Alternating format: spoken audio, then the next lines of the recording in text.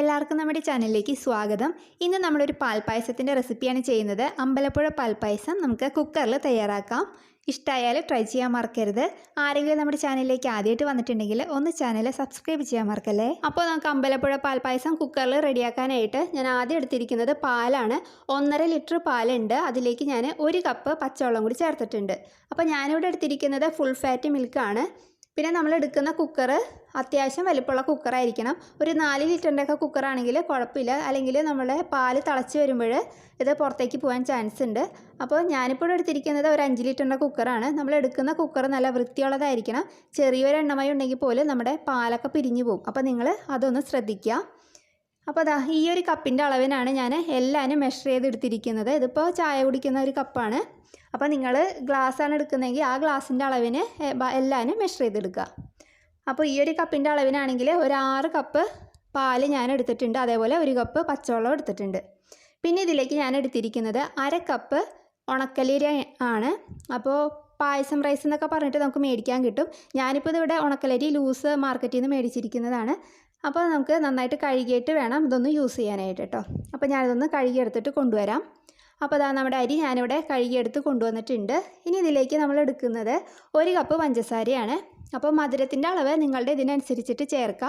ഇതിപ്പോൾ ഒരു അത്യാവശ്യം മധുരം ഉണ്ടാവും. പിന്നെ അമ്പലപ്പുഴ പാൽപ്പായസം എന്ന് പറയുമ്പോൾ അത്യാവശ്യം നല്ല മധുരമുള്ള പായസമാണല്ലോ. അപ്പോൾ അതുകൊണ്ട് ഞാൻ 1 കപ്പ് പഞ്ചസാര ഇവിടെ എടുത്തിട്ടുണ്ട്. അപ്പോൾ അത് നിങ്ങളുടെ ഇതിനനുസരിച്ചിട്ട് എടുക്കുക കേട്ടോ. ഇനിയിപ്പോൾ നമുക്ക് പാലിലേക്ക് നമ്മൾ കഴുകി വാരി വെച്ചിരിക്കുന്ന അരി ചേർത്ത് കൊടുക്കാം. എന്നതിന് ശേഷം അതിലേക്ക് നമ്മൾ എടുത്തു വെച്ചിരിക്കുന്ന 1 കപ്പ് പഞ്ചസാരയും ചേർക്കാം. ഇനി നമുക്കിതൊന്ന് ഇളക്കിയിട്ട് കൊടുക്കാം. എന്നതിന് ശേഷം നമുക്ക് സ്റ്റവ് ഓണാക്കിയിട്ട് ഹൈ ഫ്ലെയിമിൽ ഇട്ട് കൊടുക്കുക. ആദ്യമേ നമുക്ക് ഹൈ ഫ്ലെയിമിൽ വെക്കാം. പാല് നന്നായിട്ട് തിളച്ച് വരുമ്പോൾ മാത്രം നമുക്ക് ഫ്ലെയിം ലോവിലേക്ക് ആക്കിയാൽ മതി. അപ്പോൾ നമ്മുടെ പാല് ഇവിടെ നന്നായിട്ടൊന്ന് തിളച്ച് വരട്ടെ. അപ്പോൾ അതവിടെ പാല് തിളച്ചിട്ടുണ്ട്. ഇനിയിപ്പോൾ ഞാൻ ഫ്ലെയിം ഏറ്റവും ലോവിലേക്ക് വെച്ചിട്ടുണ്ട്. എന്നതിന് ശേഷം ഒന്ന് ഇളക്കിയിട്ട് കൊടുക്കുക. എന്നിട്ട് നമുക്ക് കുക്കറിൻ്റെ മൂടി വെച്ചിട്ടൊന്ന് അടച്ച് വയ്ക്കാം. അപ്പോൾ ലോ ഫ്ലെയിമിൽ വെക്കുക, ഹൈ ഫ്ലെയിമിൽ വെക്കരുത്. വെച്ചിട്ടുണ്ടെങ്കിൽ പാല് മുഴുവനും തിളച്ച് പുറത്തേക്ക് പോകും. അപ്പോൾ ലോ ഫ്ലെയിമിൽ വെച്ചിട്ട് നമുക്ക് ഇത് ഒരു മണിക്കൂർ ഇതേപോലെ അടച്ച് വെച്ചേക്കുക. ഓക്കെ. ഇതിനിടയിൽ ഇൻകേസ് എങ്ങാനും വിസിൽ വന്നിട്ടുണ്ടെങ്കിൽ നിങ്ങൾ അപ്പം തന്നെ ഫ്ലെയിം ഓഫ് ചെയ്ത് വെച്ചേക്കുക. അതിന് ശേഷം ഫ്ലെയിം ഓഫ് ചെയ്തതിന് ശേഷം പ്രഷർ കംപ്ലീറ്റ് പോയതിന് ശേഷം മാത്രം കുക്കറൊന്ന് തുറന്ന് നോക്കുക. എന്നിട്ട് പിങ്കിഷ് കളർ വന്നിട്ടില്ല എന്നുണ്ടെങ്കിൽ വീണ്ടും അടച്ച് വെച്ച് ഒരു അരമണിക്കൂർ ലോ ഫ്ലെയിമിൽ ഒന്നും കൂടി കുക്ക് ചെയ്തെടുക്കുക. സാധാരണ രീതിയിൽ അങ്ങനെ വരാറില്ല. അപ്പോൾ ഇൻകേസ് എങ്ങനെ വരികയാണെങ്കിലാണ് ഞാനീ പറയുന്നത് കേട്ടോ. അപ്പോൾ അതാ ഇവിടെ ഒരു മണിക്കൂർ കഴിഞ്ഞിട്ടുണ്ട്. ഞാനിവിടെ ഫ്ലെയിം ഓഫ് ചെയ്ത് കൊടുത്തിട്ടുണ്ട്. ഇനിയിപ്പോൾ ഇതൊന്ന് കൂളായി വരട്ടെ. അതായത് ഒന്ന് തണുത്തിട്ട് വന്നതിന് ശേഷം നമുക്കിതൊന്ന് തുറന്ന് നോക്കാം. ഇതിനിടയിൽ നമ്മൾ ചെന്നിട്ട് പ്രഷർ കളയാൻ നോക്കരുത് കേട്ടോ. അപ്പോൾ എന്തെങ്കിലും അപകടമൊക്കെ ഉണ്ടാവും. അപ്പോൾ ഇത് തനിയെ ഇവിടെ ഇരുന്നിട്ട് തനിയെ അതിൻ്റെ പ്രഷർ പോയതിന് ശേഷം മാത്രം തുറന്ന് നോക്കാം. അപ്പോൾ അതാ ഇവിടെ ഒരു അരമണിക്കൂർ എടുത്തിട്ടുണ്ട് ഇതിൻ്റെ പ്രഷർ കംപ്ലീറ്റ്ലി പോവാനായിട്ട്.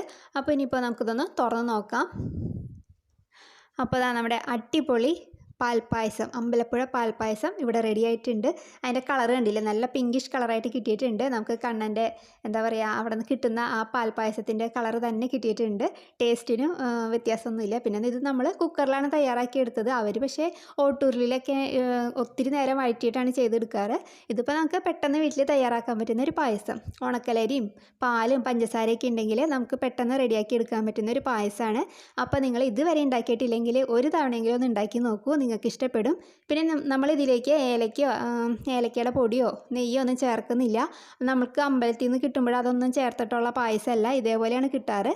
അപ്പോൾ നിങ്ങൾ എന്തായാലും ഒന്ന് ട്രൈ ചെയ്ത് നോക്കിയിട്ട് ഫീഡ്ബാക്കൊക്കെ പറയുക. അപ്പോൾ നമുക്ക് നല്ലൊരു വീഡിയോ ആയിട്ട് അടുത്ത ദിവസം കാണാം. താങ്ക്